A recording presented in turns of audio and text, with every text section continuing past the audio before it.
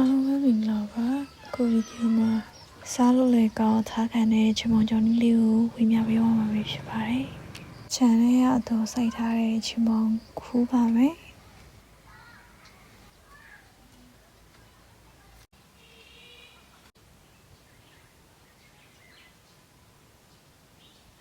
ခူးထားတဲ့ချင်မောင်ကိုနီးတစ်ပြားလောက်လန်ထားလိုက်ပါမယ်။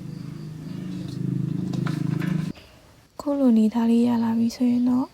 ရပါပြီ။ပေါ်ပစ္စည်းရတော့ချက်သွင်းဖြူနီးညူတီစိတ်ငပီးပြင်ချောက်ဖြစ်ပါတယ်။ခုနတော့လန်ထားတဲ့ချင်မောင်ကို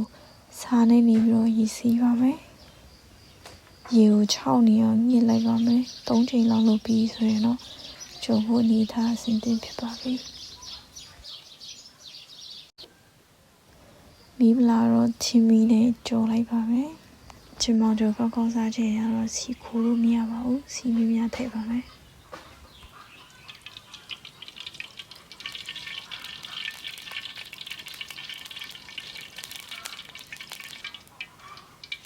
စီပူလာပြီဆိုရင်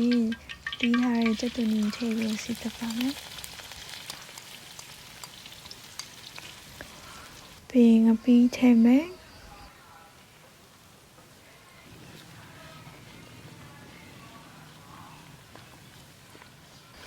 အနံ့လေးမွေးပြီးတော့ကြက်သွန်နီကျွေးရလာတဲ့အနေထားရပြီဆိုရင်တော့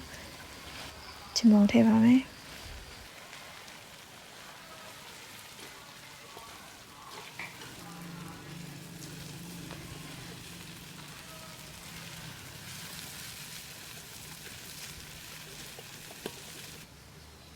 ပြီးရင်တော့လီးထားတဲ့ကြက်သွန်ဖြူညှုပ်တီထည့်ပါမယ်။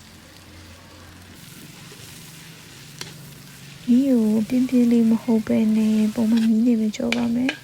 ။ပြီးရင်တော့ရေစိမ့်ထားတဲ့ပစွန်ချောက်ထည့်ပါမယ်။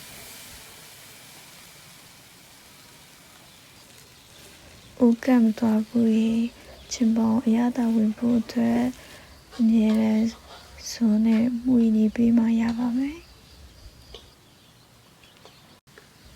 လက်ညောင်းခံမွေပြီးတဲ့နောက်မှာတော့အရသာရှိရဲ့ချင်ပေါင်ကြော်လေးကိုရရှိမှာဖြစ်ပါတယ်။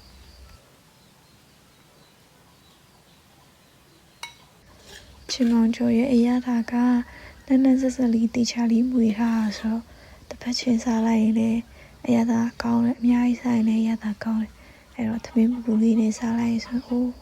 ရှယ်သမင်းမိန်စီမှာပဲဖြစ်ပါတယ်